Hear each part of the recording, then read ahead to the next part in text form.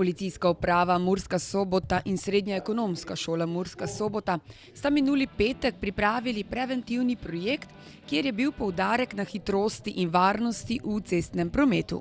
Namen te akcije je predvsem mladim, tem, kateri že imajo vozniško dovoljenje ali pa so v fazi pridobivanja vozniškega dovoljenja ali pa ga bodo v kratkem pridobili, da se jim prikaže sama prometna varnost na območju Pomurja.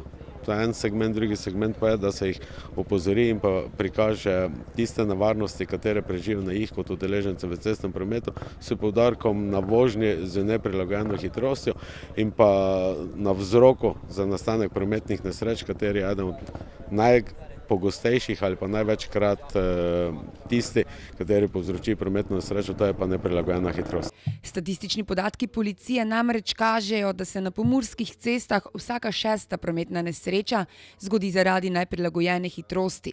V nesrečah pa je udeleženih vedno več mladih voznikov. Na ekonomski šoli smo jim predstavili nekaj statističnih podatkov za zadnjih 10 let. Obenem smo jih opozorili, da je lahko prehitra vožnja za njih nevarna. Pogledali smo si preventivni film, kateri prikazuje, kako se začne, se pravi tisti užitek v narekovaj v hitri vožnji, konča z reševalci, policijo, ne nazadnje tudi z pogrebništvom in pa jih opozoriti na to zadevo, obenem pa pripeljati zraven priznanega športnika, to je bil Peter Podlunšek, kateri jih je opozoril, da dejansko v tistem ali pa v športu, s katerim se ukvarja, vozi z neprilagojeno ali pa z visokimi hitrostmi, da je pa na cesti umirjeni voznik in kot takšen ambasador varne vožnje. Kot gost je na šoli nastopil najuspešnejši slovenski akrobatski pilot Peter Podlunšek, ki je dijakom naročil, naj vozijo premišljeno. Mislim, da je varnost v prometu ena od ključnih zadev, predvsem pri mladih ljudeh, da dobijo pravilno usmeritev, da se pravilno lotijo, potem tudi vožnje že takoj na začetku, kajti toliko dni, toliko ur preživimo v avtu na cesti, da se mi zdi, da je to ena od pomembnejših zadev v našem življenju. Kot starejši voznik opazite mogoče, da mladi vozniki so prehitri?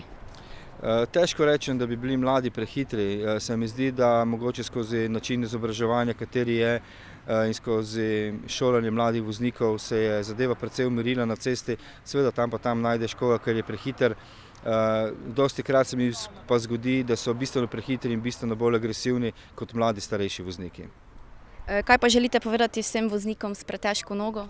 Ja, definitivno hitrost ne spada na ceste, hitrost je za dirkališče in na cesti imamo omejitve za to, da se jih spoštuje in pa preudarnost na cesti je ena od ključnih zadev.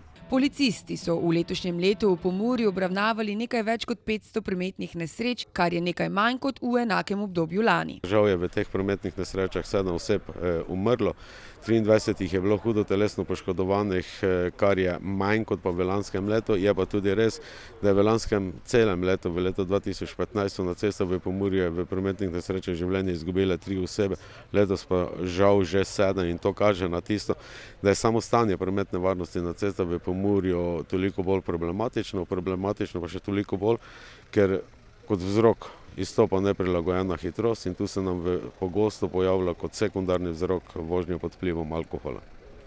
Zakaj pa prihaja največkrat do takšnih prometnih hujših nesreč? Poglejte, za samo nesrečo ali pa za nastanek prometne nesreče morajo biti izpolnjeni pogoji voznik, vozilo in pa samo prometna infrastruktura. Najpogosteje do prometne nesreče pride zaradi napake nekoga in to je v 90% napake voznika. Spregled, ne upošteva cestno-prometne predpise, ne upošteva tista pravila, ne spoštuje drugih udeležencev v cestnem prometu in samo majhna nepazljivost je lahko vzrok za nastanek prometnih nesreč. Ali kot smo se z dijaki na koncu tega današnjega druženja pogovarjali, dejansko je tisto ali pa tisto, kar zelo malo kdaj rečemo, da pa je vzrok, je pa mobitel.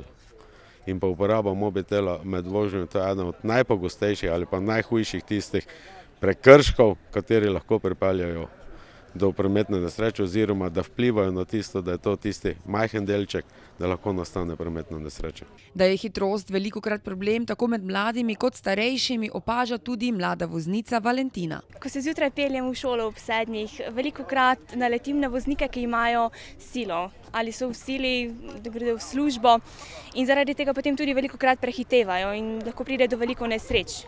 Preventivnemu projektu se je torej Srednja ekonomska šola Murska Sobota pridružila, ker tudi izobražujemo program logističnih tehnik, kateri imajo tudi v učnem načrtu precej vsebin v zvezi s prometom. Imajo tudi en izbirni modul, to je prometna kultura, tako da so te vsebine kar primerne tudi za naš program in se radi udeležujemo kakšnih takšnih dogodkov, tudi sodelujemo recimo z Španikom, dostikrat tudi s policijsko upravo, tako da nam je v interesu vsako takšno sodelovanje in tudi kakšno predavanje, poučno.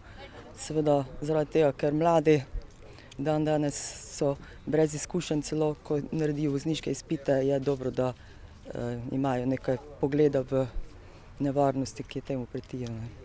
Ali mogoče veste oziroma ste obveščeni že s kakšnim neljubim dogodkom glede prometa z vašim dijakom?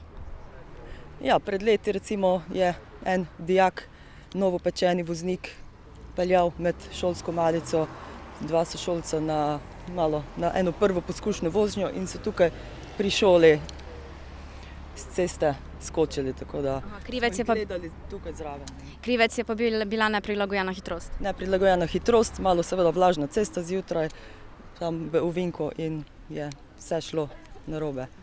Kot pravijo policisti, mora biti nadzor konstanten, da vpliva na samo varnost v cestnem prometu. In na tisto, da jaz ali pa vi kot udeleženci v cestnem prometu lahko pričakujemo v vsakem trenutku, da ko bova kršila cestno-prometne predpise, da bova ustavljena in pa seveda tudi sankcionirana. In tudi nadzor govoriti, da bo ga več ali pa manj, je težko, ta nadzor mora biti konstanten, če želimo, da vpliva. Seveda pa v prvi vrsti si želimo, ne, da odzamemo vozniško dovoljenje, ampak da vozniki razvijajo takšno kulturo obnašanja, ki nam bo omogočila varno in pa zdravo življenje.